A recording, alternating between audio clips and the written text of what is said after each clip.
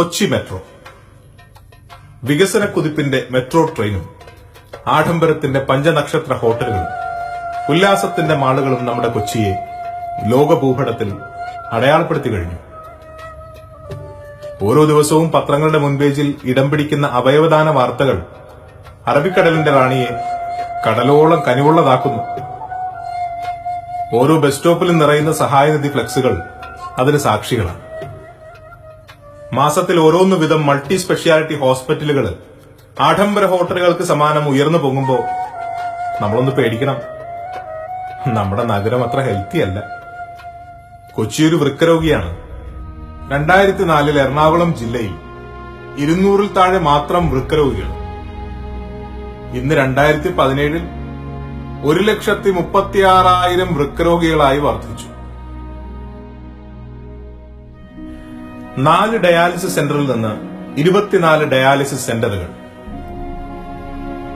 ഈ വൃക്ക നമ്മുടെ ശരീരത്തിന്റെ അരിപ്പയാണ്. ശരീരത്തെ മലിനപ്പെടുത്തുന്ന വിഷാംശത്തെ അത് അരിച്ചു കളയുന്നു. വൃക്കയ്ക്ക് അരിക്കാൻ പറ്റാത്ത തരത്തിലുള്ള വിഷമാണ് ഉള്ളിൽ ചെല്ലുന്നതെങ്കിൽ വൃക്ക അടിച്ചു പോകും. നമ്മുടെ വൃക്കയെ തകരാറിലാക്കുന്ന വിഷം നമ്മളെല്ലാവരും ദിവസവും അകത്താക്കുന്നുണ്ട്. അത് നമ്മൾ ക്യൂ നിന്ന് മേടിക്കുന്ന സാധനമൊന്നുമല്ല. അന്യനാട്ടിൽ നിന്ന് വിഷമടിച്ചു വരുന്ന പച്ചക്കറികളുമല്ല. നമ്മുടെ വാഹനങ്ങള് പുറന്തള്ളുന്ന കറുത്ത കാർബണുമല്ല. പ്രായ വ്യത്യാസമില്ലാതെ നമ്മളെല്ലാവരും ദിവസവും കുടിക്കുന്ന പച്ചവെള്ളം, ദ ഡ്രിങ്കിംഗ് വാട്ടർ. ഞെട്ടിയല്ലേ? ഇനി നമ്മുടെ കുടിവെള്ള ടാങ്ക് ഒന്ന് കാണാം. ഇത് പെരിയാർ. തമിഴ്നാട്ടിലെ ശിവഗിരി മലയിൽ തുടങ്ങി അറബിക്കടലിൽ പോയി പതിക്കുന്ന ഈ പെരിയാറിന്റെ നീളം 244 കിലോമീറ്റർ. കൊച്ചിയിൽ നിന്ന് കണ്ണൂരേക്കുള്ള ദൂരം. 40 ലക്ഷത്തോളം വരുന്ന എറണാകുളംകാരുടെ വാട്ടർ ടാങ്കാണ് പെരിയാർ. ചൊവ്വര, ആലുവ, മുപ്പത്തടം എന്നീ 3 സ്ഥലങ്ങളിൽ ജലവകുപ്പിന്റെ ശുദ്ധീകരണ പ്ലാന്റുകളുണ്ട്. ബ്രിട്ടീഷുകാരുടെ കാലത്തെ ക്ലോറിനേഷൻ പ്രോസസ്സാണ് പെരിയാറിന്റെ വെള്ളം കുടിവെള്ളമാക്കി ഇന്നും നമ്മുടെ വീടുകളിൽ എത്തിക്കുന്നത്. ഒരു ദിവസം 31 കോടി ലിറ്റർ വെള്ളം കുടിവെള്ളത്തിനായും 184 കോടി ലിറ്റർ വ്യാവസായിക ആവശ്യങ്ങൾക്കായി പെരിയാറിൽ നിന്ന് ദിവസേന പമ്പ് ചെയ്യുന്നുണ്ട്. പക്ഷേ പെരിയാറിന്റെ തീരത്തുള്ള കമ്പനികൾ ഒരു ദിവസം 26 കോടി മലിനജലം പെരിയാറിലേക്ക് തിരിച്ചു പമ്പ് ചെയ്യുന്നു. പെരിയാറിന്റെ തീരത്തെ കമ്പനികളെ പരിചയപ്പെടാം. ഏലൂർ ഇടയാർ വ്യാവസായിക മേഖലയിൽ 200-ലധികം കമ്പനികളുണ്ട്. ഇതിൽ 80 എണ്ണം റെഡ് കാറ്റഗറി വിഭാഗത്തിൽപ്പെടുന്നു. ഈ റെഡ് കാറ്റഗറി എന്ന് പറഞ്ഞാൽ അന്താരാഷ്ട്ര ധാരണയനുസരിച്ച് ഇത്തരം കമ്പനികൾ കുടിവെള്ള സ്രോതസ്സിന്റെ 7 അയലത്ത് പ്രവേശിക്കാൻ പാടില്ല. ഇത്തരം കമ്പനികൾ ഏലൂർ ഇടയാർ വ്യവസായ മേഖലയ്ക്ക് അന്താരാഷ്ട്ര തലത്തിൽ ഒരു അവാർഡ് വാങ്ങിക്കൊടുത്തു. One of the most polluted places in the world. ലോകത്തെ ഏറ്റവും കൂടുതൽ മലിനീകരിക്കപ്പെട്ട സ്ഥലങ്ങളിലൊന്ന്. നമ്മൾ അഭിമാനിക്കണം. പെരിയാറിലേക്ക് കമ്പനികൾ തള്ളുന്ന മലിനജലത്തിൽ നിക്കൽ, സിങ്ക്, മെർക്കുറി, കോപ്പർ, ഇരുമ്പ്, ക്ലോറൈഡ് തുടങ്ങിയ ഖനലോഹങ്ങളുണ്ട്. ശരിക്കും മിനറൽ വാട്ടർ. ഒരു കൊല്ലം 30,000 കിലോ ഇരുമ്പും 1,700 കിലോ മെർക്കുറിയും പെരിയാറിന് കമ്പനികൾ സംഭാവന ചെയ്യുന്നു. കുടിവെള്ളത്തിലൂടെ നമ്മുടെ ശരീരത്തിലേക്ക് ഇത്രയും മിനറൽസ് തന്ന് നമ്മെ ആശുപത്രിയിൽ എത്തിക്കുന്ന എല്ലാ കമ്പനികളോടും നമ്മൾ കടപ്പെട്ടിരിക്കുന്നു.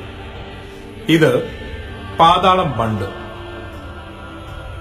പെരിയാറിന് സ്വാഭാവികമായ നീരൊഴുക്ക് ലഭിക്കുന്നത് ശരാശരി 3 മാസം മാത്രമാണ്.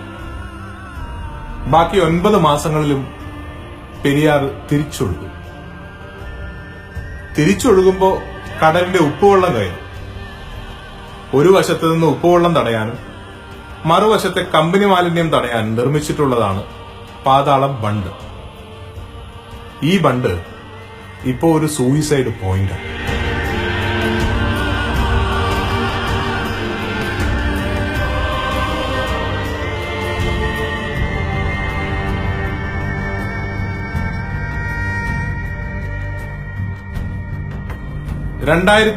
ൽ മാത്രം 44 തവണ പെരിയാർ നിറം മാറി ഒഴുകി.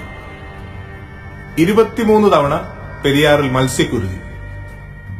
16 തരം മത്സ്യങ്ങൾ പുഴയിൽ ഇല്ലാതായി. കൂടുകൃഷി, കൊട്ടകൃഷി, ചെമ്മീൻ കൃഷി എല്ലാം തകർന്നു. പൊക്കാളിപ്പാടത്ത് വിഷം കയറി. പെരിയാറിന്റെ തീരത്തുള്ള കാർഷിക ഉൽപ്പന്നങ്ങൾ, നെല്ല്, കോഴി, താറാവ്, അതിന്റെ ഉപോൽപ്പന്നങ്ങളായ മുട്ട, ഇറച്ചി, പാല് എന്നിവയിലെല്ലാം വളരെ മാരകമായ അളവിൽ ലോഹമാലിന്യങ്ങൾ അടങ്ങിയിരിക്കുന്നു. സുപ്രീം കോർട്ട് മോണിറ്ററിംഗ് കമ്മിറ്റി, ഹൈക്കോടതി കമ്മീഷൻ, ഗ്രീൻ പീസ്, വിവിധ യൂണിവേഴ്സിറ്റികളുടെ ഗവേഷണ പ്രബന്ധങ്ങൾ, കേരള നിയമസഭയുടെ പരിസ്ഥിതി സമിതി റിപ്പോർട്ട്, ഇവയെല്ലാം പുറത്തുവിട്ട പഠന റിപ്പോർട്ടുകളാണിതൊക്കെ. പെരിയാറിന്റെ വെള്ളം ശുദ്ധീകരിക്കുന്ന ക്ലോറിനേഷൻ പ്ലാന്റുകൾ എന്താണ് ചെയ്യുന്നത്? ലോകാരോഗ്യ സംഘടനയുടെ നിർദ്ദേശപ്രകാരം ഖനലോഹങ്ങൾ അടങ്ങിയ 112 രാസപദാർത്ഥങ്ങൾ വെള്ളത്തിലില്ല എന്ന് ഉറപ്പുവരുത്തിയാൽ മാത്രമേ അത് ശുദ്ധജലമാകൂ.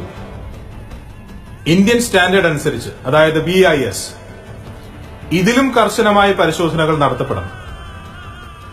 എന്നാൽ കേരള ജലവിഭവ വകുപ്പ് അടിസ്ഥാന പരിശോധനകൾ മാത്രം വരുത്തിയിട്ട് വെള്ളം വിതരണം ചെയ്യുകയാണ്.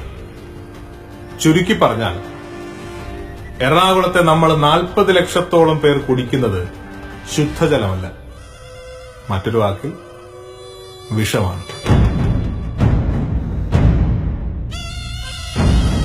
ഞങ്ങൾക്ക് കിട്ടേണ്ടത് എന്താ വെച്ചാൽ ശ്വസിക്കാൻ അല്പം വായു, കുടിക്കാൻ ഇത്തിരി വെള്ളം. പക്ഷെ ഞങ്ങൾക്ക് ഇവിടെ ജീവിക്കണം. ജീവിക്കാനുള്ള അവകാശമാണ് ഞങ്ങൾ വ്യവസായങ്ങളോട് ചോദിക്കുന്നുള്ളൂ. നമ്മളെ മുലയൂട്ടുന്ന ഭൂമിയുടെ മാറാണ് പെരിയാർ. അതിന്റെ തീരത്തുള്ള കമ്പനികൾ നവപൂതനമാരാണ് എന്റെ അമ്മയുടെ മാറിൽ വിഷം പുരട്ടുന്നത്. പൂതനയുടെ വിഷം പുരട്ടിയ മുലകളെ സംസ്കരിക്കാൻ നമ്മളാരും അവതാരങ്ങളല്ലല്ലോ. നമുക്കൊരുമിക്കാം ഒരു ജലസമരത്തിന്.